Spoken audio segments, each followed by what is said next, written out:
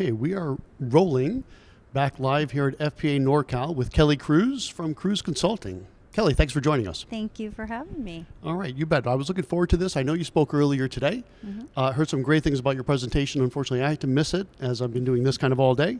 But I'm glad I'm getting a little one-on-one sneak preview, or not preview, but post-view, I guess, for what you talked about. Yeah, So what do you specialize in? I know we were talking off camera more like staffing. Is that right? that's right. Yes. So I work specifically with independent advisory firms, which is why I'm here in my own backyard with FPA NorCal. I love this conference. It's great. Been very good to me over the years. And I love working with REAs. I choose to work with them, and I help them around the talent management aspect of hiring, attracting talent to the team, growing the talent, compensating, succession planning, all of that. So that's what I do. Today we talked about compensation and did a deep dive into long-term incentives. Okay, that sounds good. So everything we talk about here at goRIA, right, answers one of two questions. How can I go RIA? And perhaps even before that, should I go RIA? And as we were talking a bit off camera, I thought you had some pretty good points on perhaps what some of these advisors are not thinking about when they're going RIA in regards to staffing. Why don't you share that with us? Sure. And one thing that I remembered I didn't share with you is I worked at Schwab Advisor Services back, I'm going to date myself, back in 2007. And one of the initiatives I worked on was helping advisors deciding if they want to go independent. And one of the things that we did was we actually created a roadshow around human capital talent management to better provide information about, well, the first thing you're going to need if you decide to start up your own shop is you're going to need to hire probably one or two folks to help you, and maybe even bringing folks with you when you get yourself set up. And how to structure the roles, how to compensate is a pretty basic work that needs to get done. So I think one of the things that is exciting about starting your own firm is getting to choose the people you get to work with every day and who's going to provide that awesome experience directly to clients. Yeah. One thing, because it just struck a memory for me real quick, is this was maybe about 2 years ago.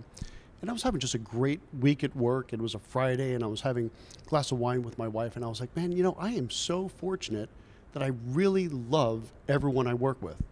And you know what she said? She said, you hired each one of them. Yeah. So obviously, if I hired them, I liked them. And I never really kind of connected those dots. Right.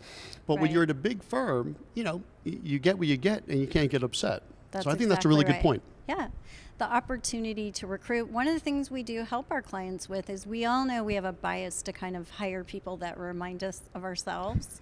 But looking at sort of the strengths that you have, right, that advisors have, and how to round out that team as you do bring folks on board. Like who has a different set of strengths than you do that helps complement. I know I have some people that work with me, and they have different skill sets than I do and different strengths. And together we really present something that on my own I wouldn't be able to do. Well, that's the definition of a team, right? Right. You can't have everyone being a point guard, right, to use a Right. basketball reference. Right. It would not be that great. You can't have everyone being a center, Right.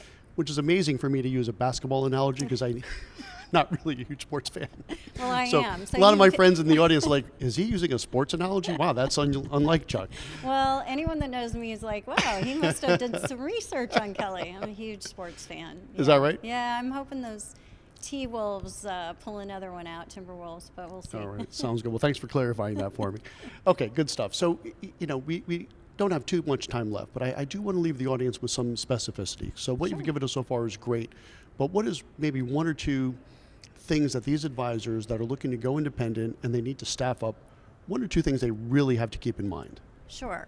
So I think first and foremost is who do they know that they may need to help them get set up, and can they bring that person over, or do they need to start networking? The best way to find talent is talk to everybody you know, and it's going to most likely be somebody who knows somebody who can refer that person to you. So understanding what you need and then getting the word out. And to the point you're making, it's like it's so exciting to be able to put your own team together and embrace that, figure out what you really need, know what you're good at, what you're not so good at, and hire for that role in that person that is really going to help you build capacity. I think that's great. And one thing I'm going to add on to that, because we're here at FPA NorCal, and I'm a huge fan of conferences, especially good conferences like NorCal is. I mean, this place is legendary. They've been doing it for 52 years, which I know only because I was talking to Michael Kitsis yesterday. I was like, wow, I know they've been doing this for a while.